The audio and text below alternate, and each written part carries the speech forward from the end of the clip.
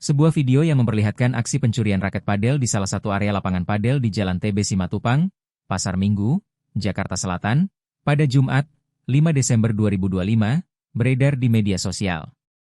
Terlihat seorang pria berpakaian serba hitam dan tas selempang hitam berjalan masuk ke area sekitar lapangan padel sambil menoleh ke sekeliling. Setibanya di lokasi, pelaku duduk di bangku panjang dekat raket yang berada di seberangnya. Ia tanpa ragu-ragu sebelum akhirnya duduk sambil memantau keadaan sekitar.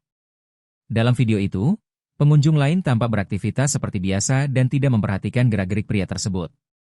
Selanjutnya, pelaku berdiri dan menenggak air dari botol minum sambil berjalan menuju rak di seberang bangku. Dengan santai, ia mengambil satu raket padel dan memperhatikan barang tersebut.